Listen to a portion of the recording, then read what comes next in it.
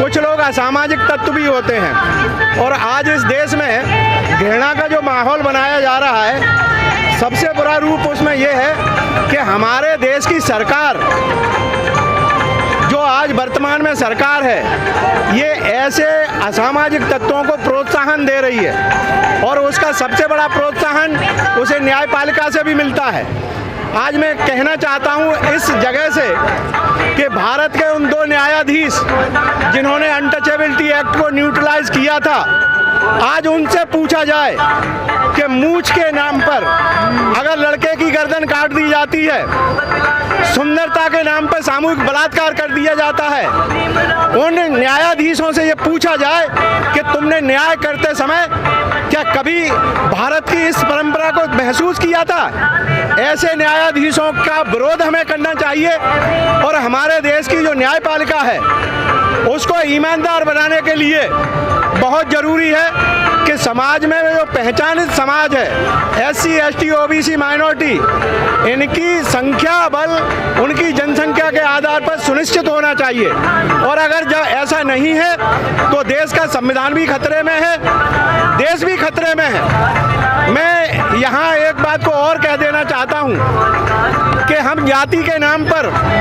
एक ऐसी जाति है जो पूरे समाज में जहर घोलती है, मैं ऐसी जातियों को आगाह कर देना चाहता हूँ, या तो खुद को सुधार लो, वरना गरीब जब संगठित हो जाएगा और अपना हिसाब जब पूछेगा, तुम कुछ भी बने रहना, सड़क पर लाकर खींचकर तुमसे उस सब चीज़ों का हिसाब पूछा जाएगा जो तुमने अत्याचार किया हुआ है। हमारा संविधान अब ये वो संविधान नहीं है जो भारत के लिए है।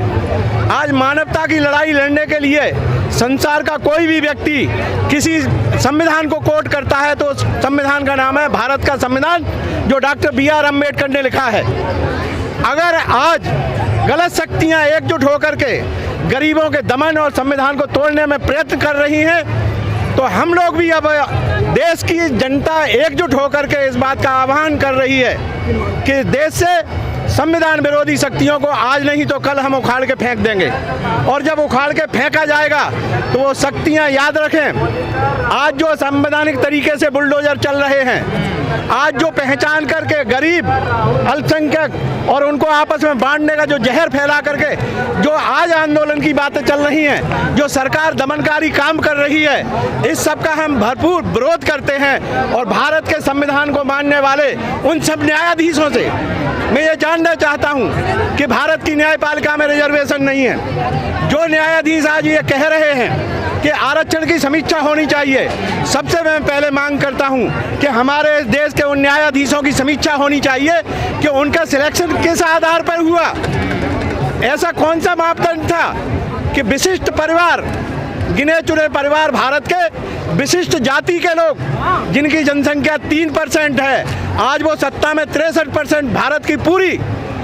सरकार में 63% अपना जो अधिकार बनाए हुए हैं, वो कहाँ से कैसे हुआ? इस सब के लिए जो धूर्त चालें चली जा रही हैं, अब उनका खंडन और उनका पर्दाफाश होने की स्थिति आ गई है। तो साथियों, मैं चीफ जस्टिस ऑफ इंडिया से पूछना चाहता हूँ, जिस देश में आरक्षण नहीं है न्यायपालिका में, आपने कौन सा ऐसा मापदंड रखा है कि आप SC, ST, OBC माइनॉरिटी के जजों को सिलेक्ट नहीं करते हैं और खास विशेष और परिवार के लोगों को बार बार उनके बच्चों को आप किस आधार पर सिलेक्ट करते हैं? इसको अब बताना पड़ेगा। और इसी मांग के लिए मैं पूरे देश की जनता से आह्वान करता हूं कि 26 नवंबर 2022 को हमें सुप्रीम कोर्ट से जाकर के ये पूछना चाहिए और लाखों क्या करोड़ों की संख्या में भारत के सुप्रीम कोर्ट को चारों तरफ से घेर के ये पूछा जाए कि आप बताइए SC, ST, OBC और माइनॉरिटी के जज क्यों नहीं बनते। साथियों, जो भी मुझे सुन रहे हैं उन सबको मैं बाबा साहब डॉक्टर अम्बेडकर के जन्मदिवस की बहुत बहुत शुभकामनाएं देता हूं और तथागत से उनके आदर्श को मानते हुए ये आप सब लोगों को महसूस कराना चाहता हूं कि तथागत के रास्ते पर चलोगे तो बाबा साहब डॉक्टर अम्बेडकर के रास्ते से चलते हुए भारत को और अपने जीवन को दोनों को सुखमय, संपन्न और समृद्धशाली बनाने में सहयोगी बनेंगे। ये मेरी ऐसी कामनाएं हैं। आपने कहा कि क्या समतामूलक समाज की संरचना हो रही है, इसमें कोई दो राय नहीं है। समाज को अगर एकजुट करना है तो जो उसके जागरूक होना चाहिए, और जागरूकता के लिए ज़रूरी है कि लोग आपस में एक दूसरे से मिलें, एक दूसरे के विचार को सुनें, एक दूसरे के साथ में संपर्क बनाएं। और जब तक ये संपर्क नहीं बनेगा तब तक आप जागरूकता की बात सोच नहीं सकते। और समतामूलक समाज के लिए हमारा आदर्श एक वो होना चाहिए जो मैं सबसे निवेदन करता हूँ, आज के दिन एक संकल्प लो कि अपने आस पड़ोस में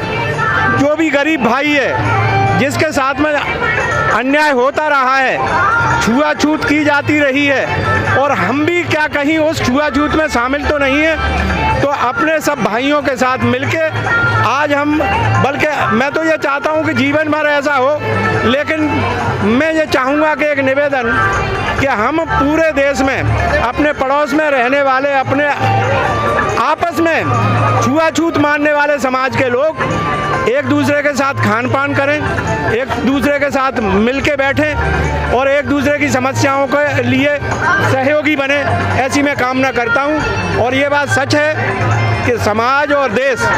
परिवर्तन की ओर जा रहा है, और ये परिवर्तन ज्ञान के साथ अगर होगा तो समतामूलक समाज जरूर बनेगा। इसलिए शिक्षित बनो, बाबा साहब डॉक्टर अम्बेडकर का आदर्श वाक्य अपनाओ। संगठित भी नहीं है सर, उन्होंने संगठित होने के लिए कहा था। देखिए, जब हम ज्ञान पाएंगे तो उसके लिए संगठन ही एक रास्ता होगा, और जब हम संघर्ष के रास्ते पर निकलेंगे तो भी संगठन होगा। तो पहली ज़रूरत है कि शिक्षा पाई जाए। इसलिए सब लोगों से निवेदन है कि आज जो हम यहाँ पर ये भीड़ देख रहे हैं लाखों लोगों की, ये पढ़े लिखे लोगों की भीड़ है, ये अनपढ़ लोगों की भीड़ नहीं है। तो ये जो पढ़ लिख जाते हैं तो अपने आप को पहचानते हैं, अपने इतिहास को समझते हैं, और उसके बाद अपना भविष्य बनाने के लिए संकल्पित होते हैं।